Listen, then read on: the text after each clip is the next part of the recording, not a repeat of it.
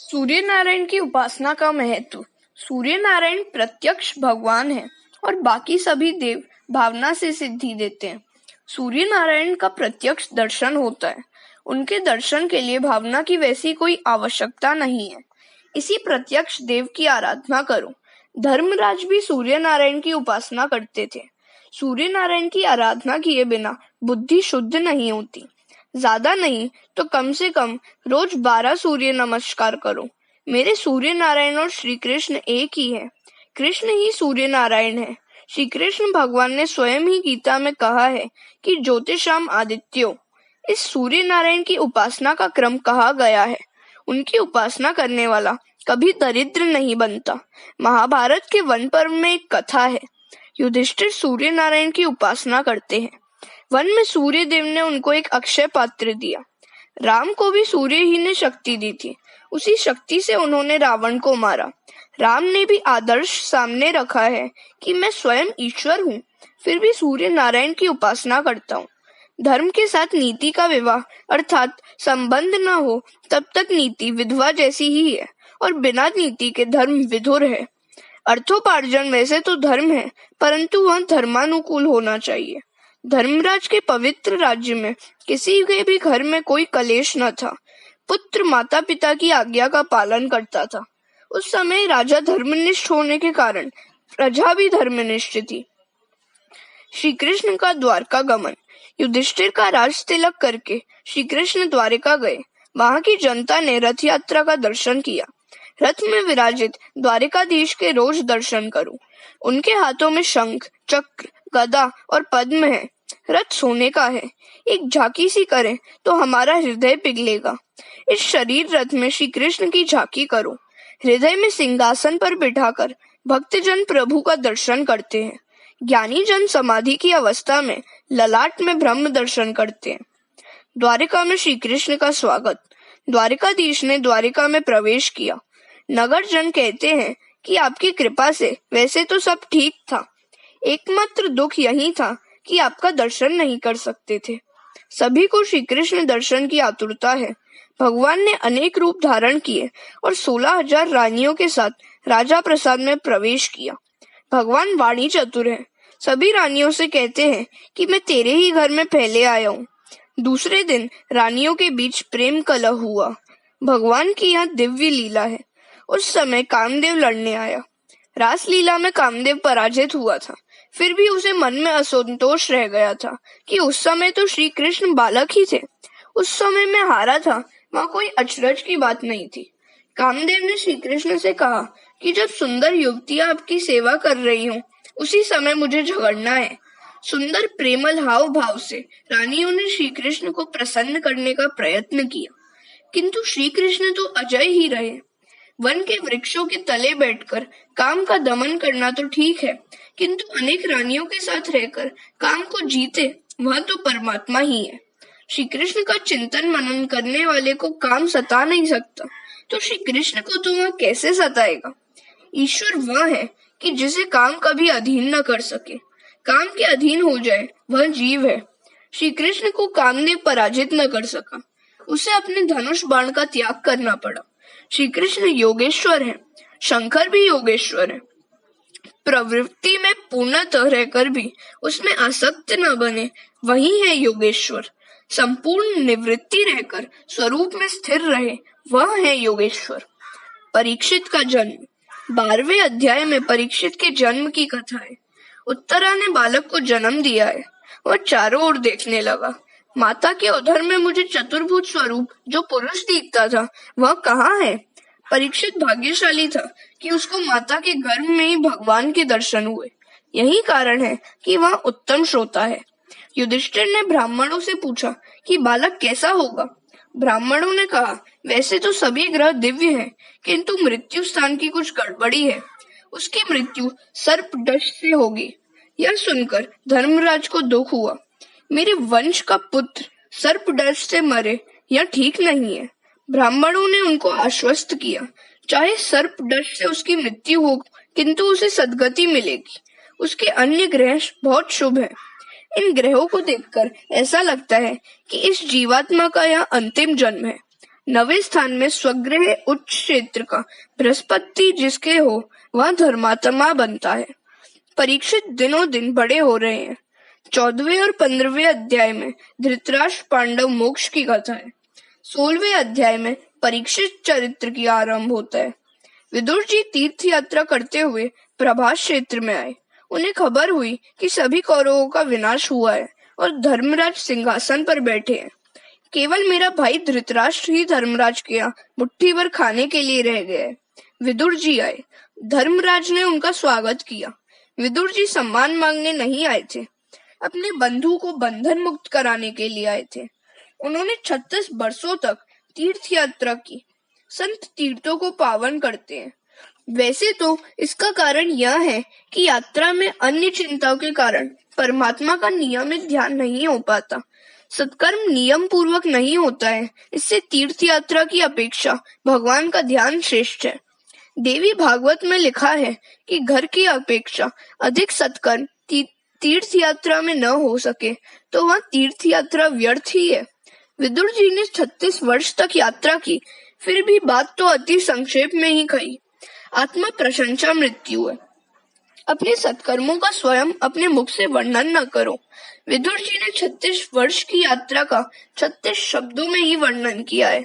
आजकल तो लोग हमें इतनी यात्रा की ऐसा बार बार बात करते हैं। अपने हाथ से जो भी पुण्य कार्य हो उसे भूल जाओ और जो पाप हो उसे याद रखो। सुखी होने का यह मार्ग है। किंतु मनुष्य पुण्य को तो याद रखता है किंतु पापों को भूल जाता है। युवावस्था में जिसने बहुत पाप किए हों उसे वृद्धावस्था में नींद नहीं आती। मध्य रात्रि के समय विदुर जी धृतराष्ट्र के पास गए। वे जाग ही रहे थे। विदुर जी ने पूछा कि नींद नहीं आ रही है क्या? जिस भीम को तुमने विष भरे लड्डू खिलाए उसी के घर में अब तुम मीठे लड्डू खा रहे हो। धिक्कार है तुम्हें। पांडवों को तुमने दुख दिया। तुम ऐसे दुष्ट हो कि राजसभा में द्रौपदी को बुलाने की तुमने सम्मति दी थी। पांडवों को छोड़कर अब यात्रा करो। धृतराष्ट्र कहता है कि मेरे भतीजे बड़े अच्छे हैं, मेरी खूब सेवा करते हैं, उन्हें छोड़कर जाने को दिल ही नहीं होता। हरे कृष्णा। विदुर जी के उपदेश। धृतराष्ट्र और गांधारी का वन में जाना।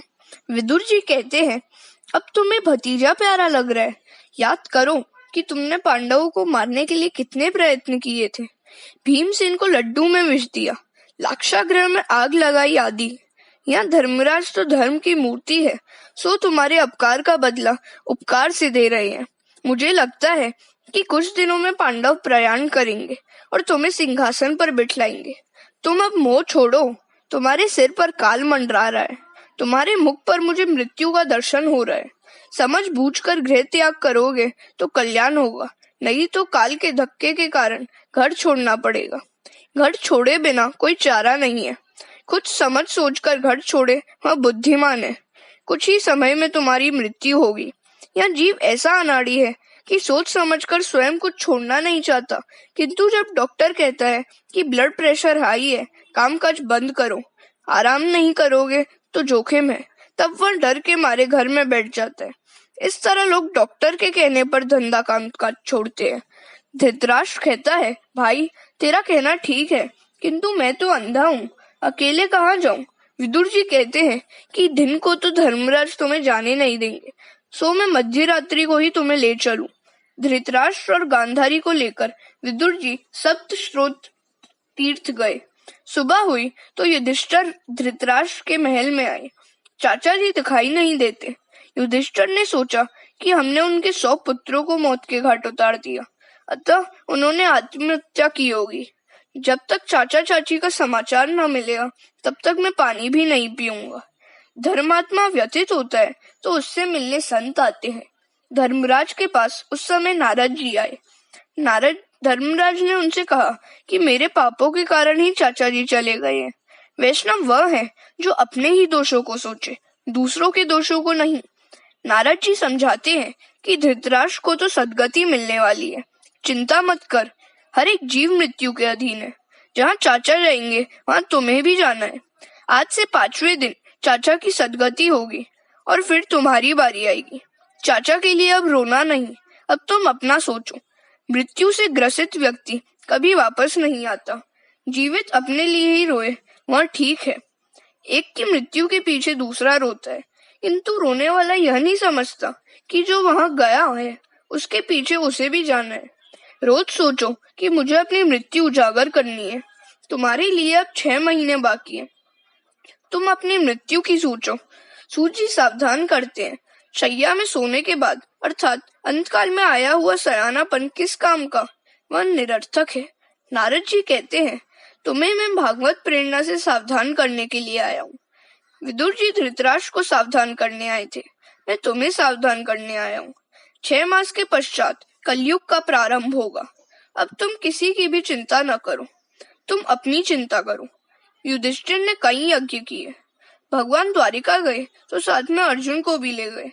प्रभु की इच्छा थी कि यदुकुल का नाश हो तो अच्छा हो, और यदुकुल का सर्वनाश हो गया। हरे कृष्ण। अपशकुन देखकर महाराज युधिष्ठिर का कलयुग आगमन के संबंध में शंका करना और अर्जुन का द्वारका से लौटना। युधिष्ठिर ने भीम से कहा कि नारद जी ने जो कहा था वह समय अब आ रहा है, ऐसा लगता है। मुझे कलयुग की परछाई दिखाई दे रही है। मेरे राज्य में अधर्म बढ़ रहा है। मंदिर में ठाकुर जी का स्वरूप आनंदमय नहीं दिखता है। सियार और कुत्ते मेरे समक्ष रोते हैं। तुझे मैं और क्या कहूँ। मैं कल घूमने गया था, एक लोहार के पास एक वस्तु देखी। मैंने पूछा कि यह क्या है, तो उसने कहा कि यहाँ तो ताला है। लोगों के घरों से चोरी होने लगी है, सो ताले लगाने पड़ते हैं। आज से 6 महीने पहले की बात है। एक वैश्य ने एक ब्राह्मण को एक घर बेचा था। उस घर की बुनियाद में से कुछ सोना मिला। ब्राह्मण वह सोना लेकर सेठ के पास गया। सेठ धर्मनिष्ठ था। उसने कहा कि मैंने तो मकान तुम्हें बेच दिया था, सो उसमें से जो कुछ भी मिला वह सब तुम्हारा ही है। ब्राह्मण ने कहा कि उस संपत्ति पर उसका कोई अधिकार नहीं है। मेरे राज्य की जनता कितनी धर्मनिष्ठ थी। उसी समय मैंने कहा था कि 6 महीने में इन दोनों का मन कलुषित हो जाएगा। वैसा ही हुआ। कल वे दोनों मेरे पास आए थे और धन पर अपना अपना अधिकार जता रहे थे, और अपने साथ एक एक वकील भी लेते आए थे। लगता है कि मेरे पवित्र राज्य में कली का प्रवेश अब तो हो ही गया है। कली अर्थात कलह का रूप। जिस घर में कृष्ण कीर्तन, कृष्ण की कथा होती है, वहाँ कली नहीं जा सकता। अर्जुन अब तक आया नहीं था और भीमसेन तथा धर्मराज वैसी बातें कर रहे थे। इतने में अर्जुन भी आ गया। उसके मुख पर तेज का आभास मात्र भी नहीं दिखता। युधिष्ठिर ने उससे पूछा कि तेज कहाँ गया। अर्जुन, तूने द्वार आए हुए अतिथि का सत्कार किए बिना भोजन तो नहीं कर लिया। अतिथि भगवान का स्वरूप है। द्वार पर आए हुए अतिथि भूखे रहे तो यजमान के पुण्यों का क्षय होता है। नचिकेता यमराज के घर 3 दिन तक भूखा प्यासा बैठा रहा। यमराज ने आकर पूछा कि तुमने क्या खाया इन 3 दिनों में, तो उसने कहा, आपका पुण्य। मनुष्य शरीर की अपेक्षा आंख और मन से अधिक पाप करता है। गीता जी में भगवान ने अर्जुन को प्रमाण पत्र दिया है कि वह अपापी है, पवित्र है। इसलिए तो भगवान ने उसको गुह्यतम ज्ञान दिया। एक बार रात के समय उर्वशी अर्जुन से मिलने आई। अर्जुन ने उसका मुख तक न देखा। उसने उर्वशी से कहा कि माताजी, मैं तो भरत खंड का वासी हूँ। मेरे लिए परस्त्री माता समान है। एकांत में जो काम को पराजित करे वही वीर है। मुझे पूरा भरोसा है कि परस्त्री ग्रमण का पाप अर्जुन नहीं कर सकता। फिर भी वहाँ निस्तेज क्यों है? मुझे तो यह लक्षण कलयुग के लगते हैं। हरे कृष्ण। अर्जुन द्वारा कृष्ण कृपा का स्मरण। धर्मराज अर्जुन से पूछते हैं, तेरे आत्मस्वरूप परमात्मा श्री कृष्ण कुशल से तो है ना? वे द्वारिका में ही है क्या? अर्जुन ने कहा, क्या बताऊं भाई, मेरे प्रभु ने मेरा त्याग किया है। जिन्होंने लाक्षागृह से हमें बचाया था वे अब तो स्वधाम पधारे हैं। प्रभु मुझे अंतकाल में साथ नहीं ले गए।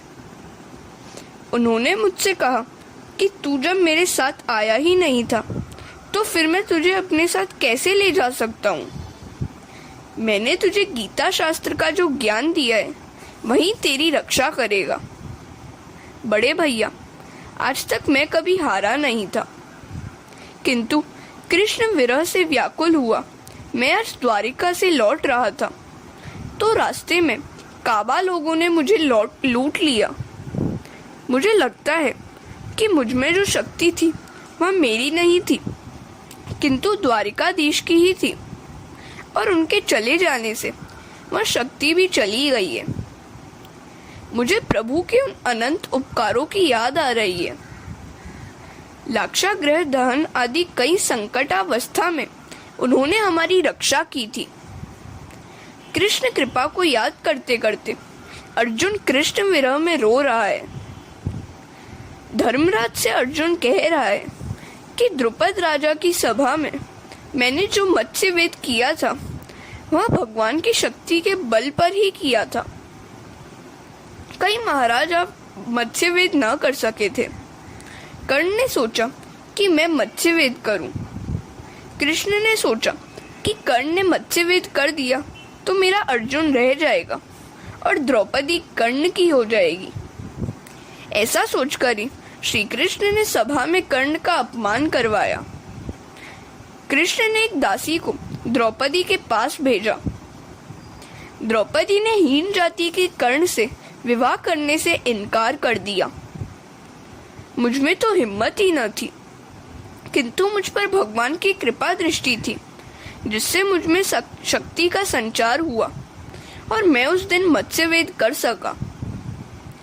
लाक्षागृह की आग में पांडव जलकर मर गए। ऐसा मानकर दुर्योधन ने तो उनका श्राद्ध भी कर दिया था। संसार में मन रूपी मत्स्य घूमता फिरता है, उसको विवेक रूपी बाण से मारो। जिसे द्रौपदी मिलती है उसका सारथी भगवान को होना पड़ता है। द्रौपदी कृष्ण भक्ति का ही नाम है। मन को जब तक न मारोगे कृष्ण भक्ति प्राप्त नहीं होगी। मन को जो प्रिय है वह मत करो। मन की इच्छा के वश नहीं होगे तो धीरे धीरे वह अंकुश में आता जाएगा। आज तक मौज शौक में, आनंद प्रमोद में, भोग में, पाप में कितना खर्च कर दिया, उसका जीव को कोई हिसाब ही नहीं है। ब्राह्मण को कुछ दिया हो तो उसे वह याद रखता है। हम और क्या कर सकते हैं? 1000 रुपए का दान है। अंतकाल में जीव चिंता करता है कि मेरी बेटी का क्या होगा, मेरे भांजे का क्या होगा, किंतु तू यह तो सोचता ही नहीं है कि तेरा क्या होगा। जिस पर भगवान की कृपा दृष्टि होती है वही इस मन मत्स्य को मार सकता है। भगवान की कृपा दृष्टि जब तक न हो तब तक मन नहीं मरता। प्रभु की कृपा दृष्टि होगी तो मन रूपी मत्स्य मरेगा। मन मरेगा तो भक्ति रूपी द्रौपदी प्राप्त होगी। परमात्मा की कृपा दृष्टि होने पर ही जीव मन को वश में कर सकता है। प्रभु की प्रार्थना न करने से मन मनुष्य को अधोगति के गर्त में फेंक देता है। अर्जुन को कृष्ण के कई उपकार याद आ रहे हैं। उन्होंने मुझे गीता का उपदेश दिया था। बड़े भैया, एक बार भगवान ने मुझसे कहा था कि कुछ मांगो।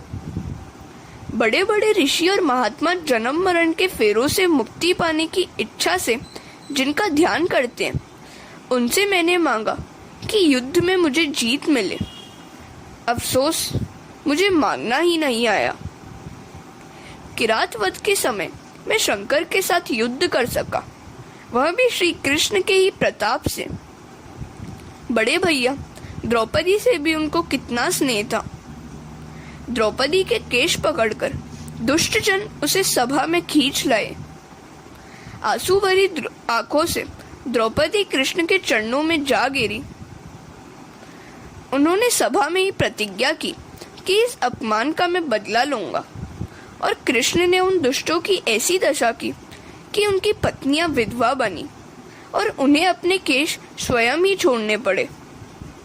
बड़े भैया, याद करो वह प्रसंग कि जब हमारा नाश करने के लिए कपट करके दुर्योधन ने दुर्वासा को भेजा था। भाजी के एक ही पत्ते से अक्षय पात्र भर के कृष्ण ने हमें उस संकट से बचाया था। हरे कृष्णा। दुर्योधन ने 4 महीनों तक दुर्वासा को अपने यहाँ भोजन कराया। वे प्रसन्न हुए।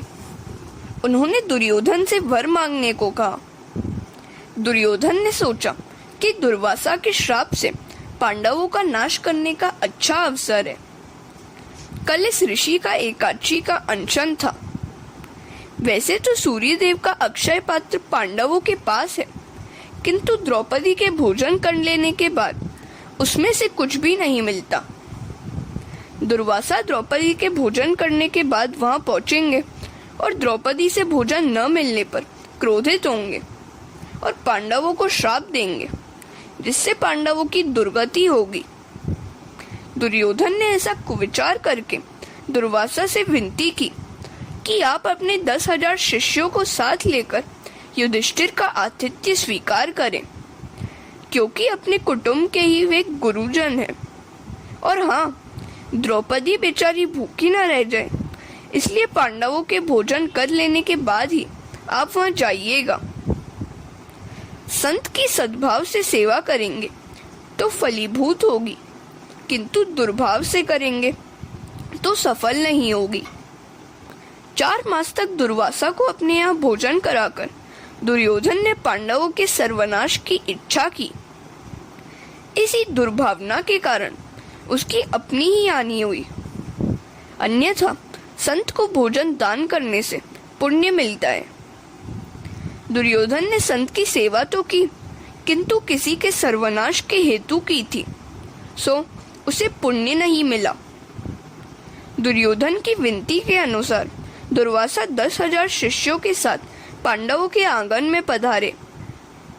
दुर्वासा ने युधिष्ठिर से कहा, राजन, कल एकादशी का अनशन था, सो आज हम बड़े भूखे हैं। आपके घर हम भोजन करने की इच्छा से आए हैं। सूर्य नारायण द्वारा दिए गए अक्षय पात्र से पांडव मध्याह्न काल में आए हुए ब्राह्मणों को भोजन कराते हैं। अक्षय पात्र संकल्पानुसार भोजन देता है। पांडव तो ऐसे वक्त हैं कि विपदावस्था में भी ईश्वर की कृपा का ही दर्शन और अनुभव करते हैं। आज द्रौपदी भोजन कर चुकी है, सो अक्षय पात्र से कुछ भी मिलने की संभावना नहीं थी। फिर भी युधिष्ठिर जी ने दुर्वासा से कहा कि बड़ी कृपा हुई हम पर कि आपने हमारा आंगन पावन किया। अब सब गंगा स्नान कर लें, इतने में भोजन तैयार कर देंगे। धर्मराज का धैर्य तो देखो कि घर में अन्न का एक कण भी नहीं है, फिर भी उन्होंने 10,000 ब्राह्मणों को भोजन के लिए आमंत्रण दिया। युधिष्ठिर को विश्वास है कि मैंने आज तक कभी अपने धर्म की उपेक्षा नहीं की है। इससे धर्म स्वरूप प्रभु मेरी रक्षा अवश्य करेंगे। भीम, अर्जुन, द्रौपदी आदि चिंता कर रहे हैं कि इन सबको भोजन कैसे कराएंगे। द्रौपदी भी सोचती है कि अब अक्षय पात्र भी काम नहीं आ सकता, क्योंकि मैंने भोजन कर लिया है। द्रौपदी दुख से कातर हो रही थी कि भोजन न मिलने से क्रोधित होकर दुर्वासा श्राप देंगे और मेरे पांडवों का सत्यानाश हो जाएगा। द्रौपदी द्वारिकाधीश की प्रार्थना करने लगी, नाथ, मेरी लाज रखना, नहीं तो जगत तुम्हारी भी खिल्ली उड़ाएगा।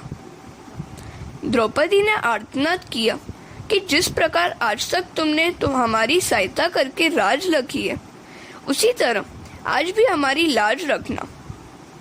आज तो हम इन 10,000 संतों को भोजन न दे सकेंगे तो दुर्वासा श्राप देंगे और हमारा सर्वनाश होगा। जीव जब तक प्रभु को प्रेम से घबराकर पुकारता नहीं है, तब तक कुछ नहीं होता। जीव संकटावस्था में प्रभु को पुकारता है। द्रौपदी ने दुख से कातर होकर घबराकर प्रभु को पुकारा। परमात्मा ने द्रौपदी की आर्तवाणी सुनी तो उसकी सहायता करने के लिए आने को तैयार हो गए। भक्त जब हृदय पूर्वक कीर्तन करता है तो भगवान का सिंहासन भी डोलने लगता है। भगवान जाने की तैयारी कर रहे थे, तब उत्थान का समय हो रहा था।